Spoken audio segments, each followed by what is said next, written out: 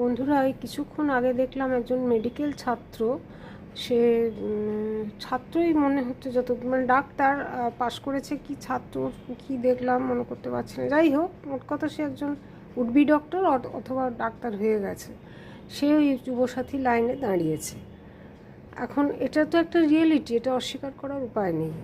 ধরুন আমি এই যুবসাথী নিয়ে কদিন ধরে খুব তোলপাড় চড়ছে এবং সাংবাদিকরা সেই যথারীতি মাইক হাতে তাদের ইন্টারভিউ নিচ্ছেন ওই লাইনে, খোঁচাচ্ছেন যে চাকরি হলে ভালো হতো। তারা বলছে হ্যাঁ, হলে তো ভালোই হতো, কিন্তু কেউ বলছেন না চাকরি পায়নি বলে আমি ১,৫০০ টাকাও নেবো না। ১,৫০০ টাকা দিয়ে উল্টে জিজ্ঞেস করছে কী হবে। তার সাংবাদিকরা বলছে যে কেউ বলছে গাড়ি ভাড়া হবে, কেউ বলছে ফোনের রিচার্জ হবে। এই দুটো শুনেছি, আর কে কী বলেছেন জানি না। এখন বাংলা স্ফিয়ারের যে সুমন চট্টোপাধ্যায় সাংবাদিক আছেন, তিনি বললেন কালকে যে এটা আগের থেকেই ছিল যুবশ্রী, সেটা আস্তে আস্তে সাইড হয়ে গেছিলো এবং এখন আবার ভোটের আগে সেটাকে পুনরুজ্জীবিত করে ওই মানে ভোটটা পাওয়ার চেষ্টা আর কি। তো সেটার নামটা পাল্টে দেওয়া হচ্ছে যুবশ্রী, এবং এই ব্যাখ্যাটা করেছেন ভোট বিশেষজ্ঞ, রাজনৈতিক বিশেষজ্ঞ বিশ্বনাথ চক্রবর্তী স্টার আনন্দ চ্যানেলে। সেটা দেখে আবার সুমন চট্টোপাধ্যায় এটা বাংলা স্ফিয়ারে এক্সপ্লেন করে দিলেন। তো ঠিক আছে, সবই সেই গত ৫ বছর ধরে তারা যুবশ্রীর টাকা পেয়েছে কি পায়নি মানে পরিষ্কার বললেন না, বললেন সাইড হয়ে গিয়েছিল।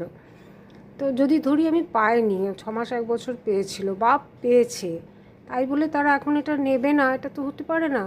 আর প্রত্যেকেই বলছে গ্র্যাজুয়েট, পোস্ট গ্র্যাজুয়েট, তবু তারা হয়তো কেউ ছোটো ব্যবসা করে, কেউ টিউশন করে, চাকরি কারোরই নেই।